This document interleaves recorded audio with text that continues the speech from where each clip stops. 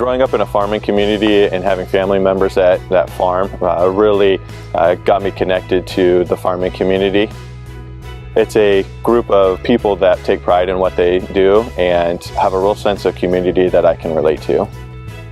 What makes us unique at Grimbleby Coleman is that we have a dedicated team of folks that work with the ag industry. We have people that have personal backgrounds that came from a farming background and have spent time with clients and really learn the industry and learn the challenges that our clients face. Business advisory is us going beyond the traditional compliance work and looking for those projects where we can really partner with our clients and give them some additional insight. It's important to have a relationship with your clients because if you don't have that relationship, you tend to stay on the surface. You tend to stay transactional. By having a relationship, you get to know your clients and your client's business is a lot better. You understand the challenges that they're trying to overcome, and by having that additional relationship with them, you're able to solve some of those problems that you might not get to if you only had that surface level relationship.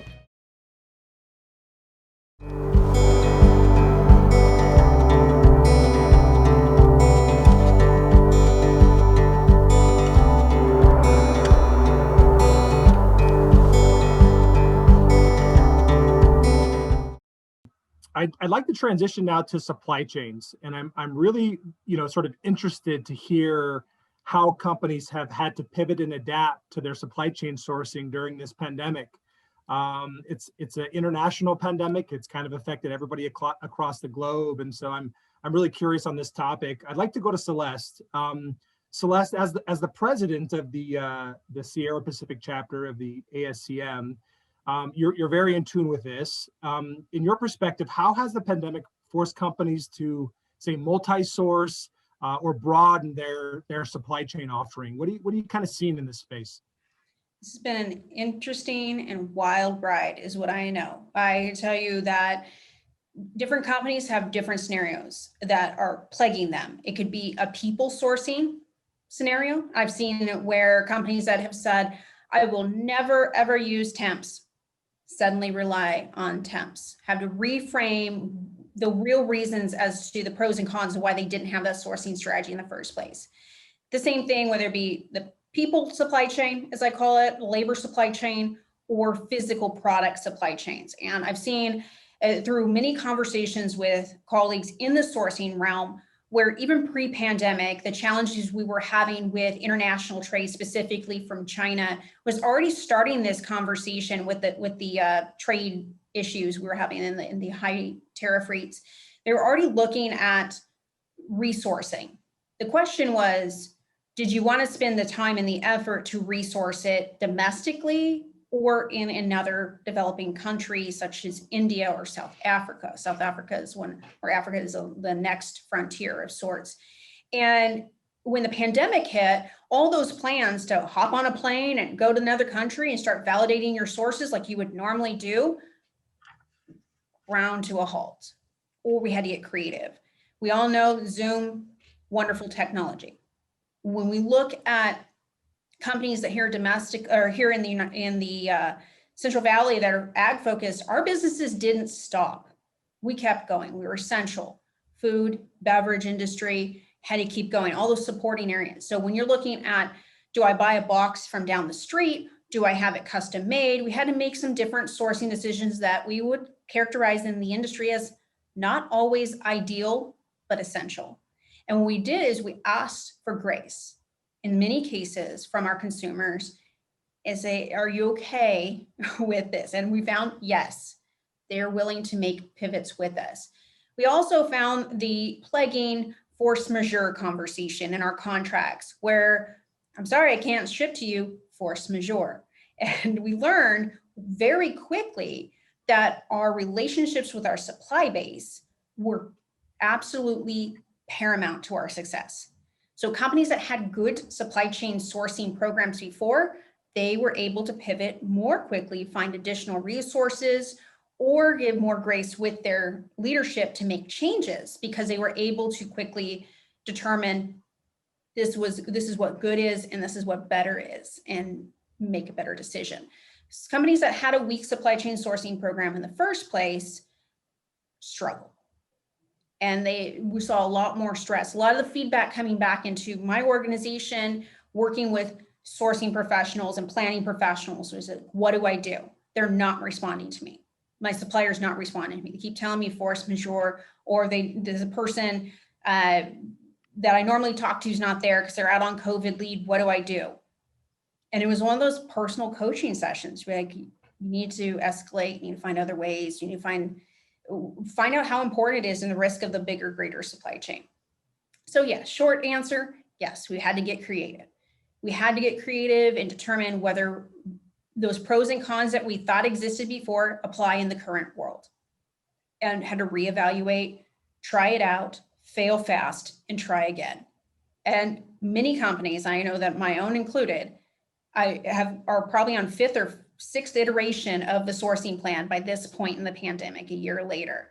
So it's going to continue to change, but what it's going to do, it's going to highlight for us the importance of risk assessment, so importance of relationship, and really help us define our values when it comes to the total cost of ownership for products that we source, whether that be labor product or otherwise. So there's a benefit coming out of this as well. You will see companies that have done very well continue to do very well. This is going to widen that gap in supply chain competency in the realm of sourcing. It's good. And for those that are struggling, there's hope, because there's a lot of lessons learned coming. How has technology played a role in that, Celeste? You know, are there certain emerging technology that are making that easier or simpler to communicate with other suppliers and to check and that sort of thing? What are you seeing from a technology standpoint helping in this space? Something I would have never considered in my sourcing days. Something so simple, like put a GoPro on your hard hat and let's go. I want to see what you see. That FaceTime is an old technology, but it is becoming so much more effective for being able to see real time what's going on, not having to wait. When we talk about supply chain risk, the way to reduce it is to increase visibility and decrease variability. Variability is what Gary was talking about, those waste and all those issues that can hold you back. I'm talking about visibility, and that's where technology steps in.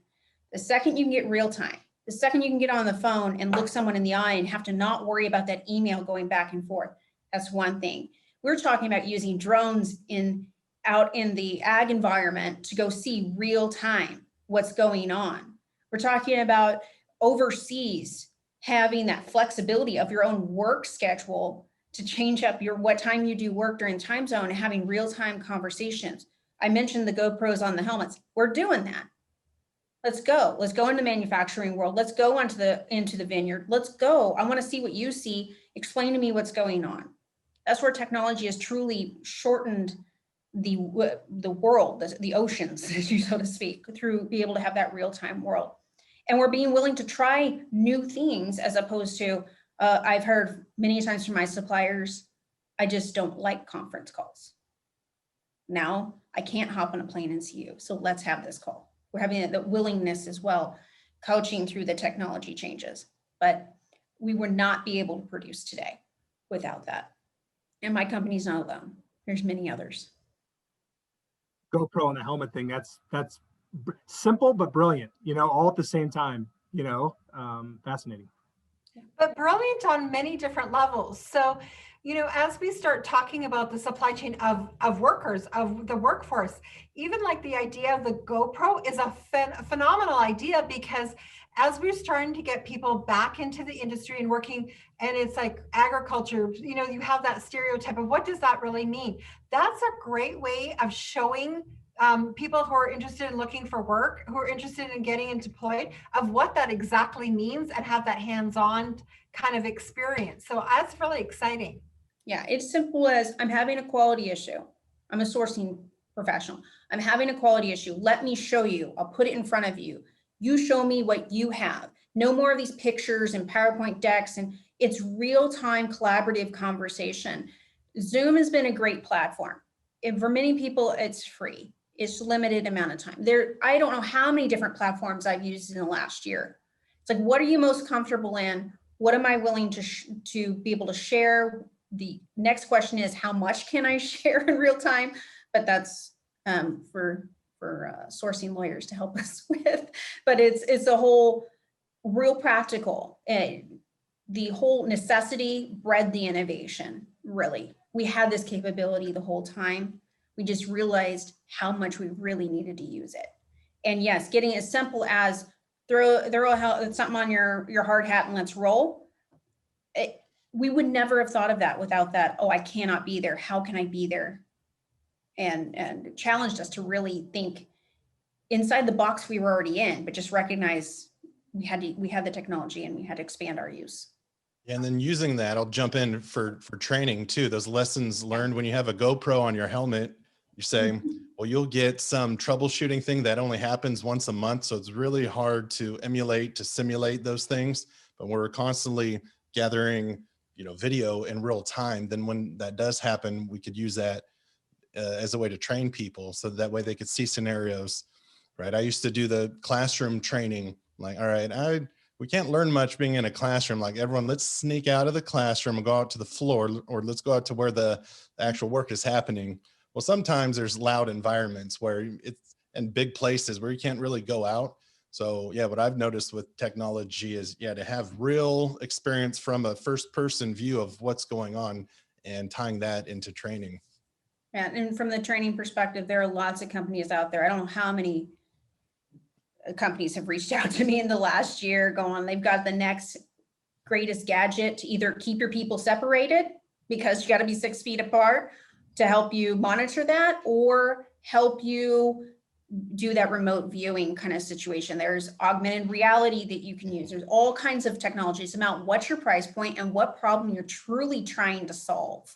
Mm-hmm. And that has been the biggest hurdle with a lot of these companies I've been talking with is, what problem are you trying to solve? The problem is I can't see what they see. Well, what can we do to be able to solve that problem? And that's where the GoPros and the cameras, and it's not too expensive to do. There are technologies out there. You can Google to your heart's content. You find all these different technologies. It has to be common sense and practical. Otherwise, we found with our team members, they will not use it at all. So finding it in this opportunity of a necessity, what is going to solve that problem, and run with it. And it can be so simple, but it has to solve that problem.